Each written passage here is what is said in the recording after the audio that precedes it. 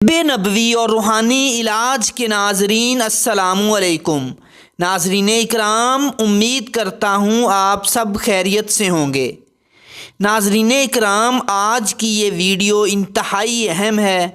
یہ ویڈیو دراصل آپ کے بھیجے ہوئے سوالات پر مبنی ہے۔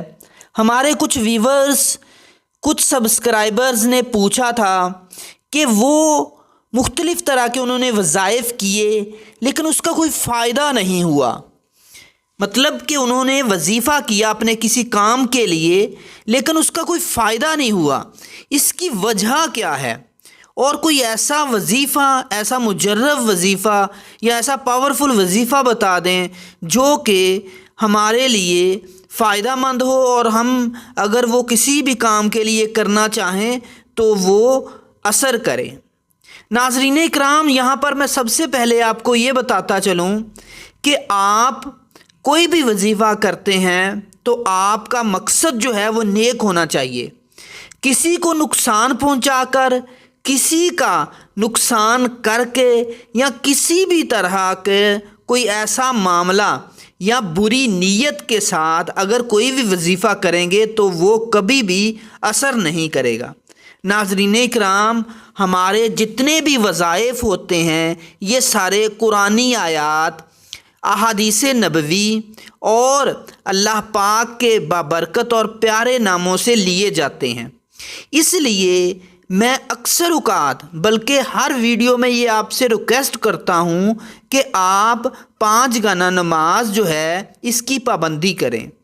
جب آپ 5 گانا نماز ادا کریں گے تو انشاءاللہ اللہ پاک آپ کی زبان میں ایسی تاثیر پیدا کر دیں گے، آپ کوئی بھی وظیفہ کریں گے اور وہ نیک نیتی کے ساتھ اور کسی نیک مقصد کے لیے کریں گے جس میں کسی کا کوئی نقصان نہ ہوگا، تو انشاءاللہ اللہ پاک آپ کا وہ مقصد ضرور پورا کریں گے۔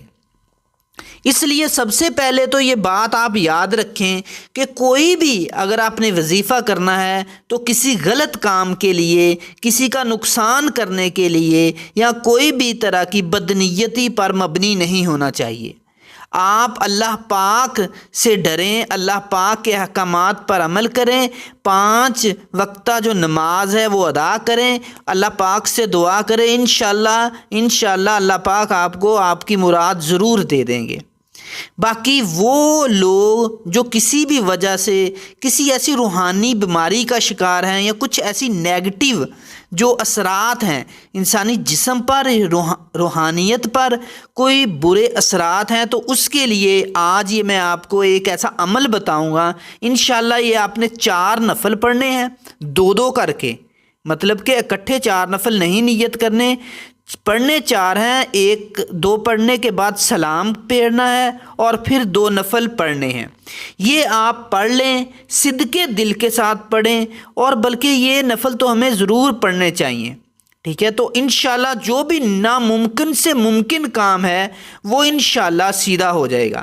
اس کے لیے سب سے پہلے تو یہ بات ہے کہ آپ کی نیت ٹھیک ہونی چاہیے اور جس کام کے لیے یہ نفل آپ پڑھ رہے ہیں وہ نیک کام ہونا چاہیے، کسی کا نقصان نہیں کرنا چاہیے آپ کو۔ اس کے لیے آپ یہ 1 دفعہ ہی اگر لائف میں کر لیتے ہیں، زندگی میں کر لیتے ہیں تو کافی ہے، ورنہ آپ یہ جو عمل ہے یہ آپ وقتاً فوقتاً یہ نفل 2 نفل جو ہیں، یہ 4 نفل یہ پڑھتے رہیں، اللہ پاک آپ کو بہت سا اجر و ثواب دیں گے۔ کسی بھی طرح کی سخت پریشانی ہے یا کوئی بھی ایسا مسئلہ جس کا کوئی حل نہیں نکل رہا، شادی میں کوئی ایسی رکاوٹ ہو گئی ہے کہ رشتہ ہونے کے باوجود بھی شادی نہیں ہو رہی، کاروباری ایسا کوئی مسئلہ درپیش ہے، مطلب کہ کوئی ایسے معاملات ہو گئے ہیں جس سے کاروبار تباہ ہو کر رہ گیا ہے، یا کوئی گھریلو پریشانی ہے، لڑائی جھگڑا ہے، میاں بیوی کے درمیان انبن رہتی ہے، بچوں کے کچھ معاملات ہیں، مطلب کہ کوئی ایسی کوئی بھی پریشانی جو کسی بھی طرح نہ جا رہی ہو، آپ یہ 4 نفل ادا کریں، انشاءاللہ اللہ پاک کے کرم سے یہ سب کچھ آپ کا ٹھیک ہو جائے گا۔ آپ نے یہ نفل پڑھنے کیسے ہیں؟ آپ نے سب سے پہلے 2 نفل نیت کرنے ہیں اور پڑھنے ہیں۔ پہلی رکعت میں سورۃ فاتحہ کے بعد الحمد شریف کے بعد آپ نے 11 مرتبہ سورۃ اخلاص قل هو اللہ احد جو ہے یہ سورت پڑھنی ہے 11 مرتبہ۔ دوسری رکعت میں آپ نے سورۃ فاتحہ کے بعد 21 مرتبہ سورۃ اخلاص پڑھنی ہے اور پھر تشہد پر بیٹھنا ہے اور سلام پھیر دینا ہے۔ اس کے بعد کھڑے ہو کر پھر 2 نفل نیت کرنے۔ تو تیسری رکعت میں آپ نے سورۃ فاتحہ کے بعد 31 بار سورۃ اخلاص پڑھنی ہے۔ اس کے بعد چوتھی رکعت میں 41 بار سورۃ اخلاص پڑھنی ہے۔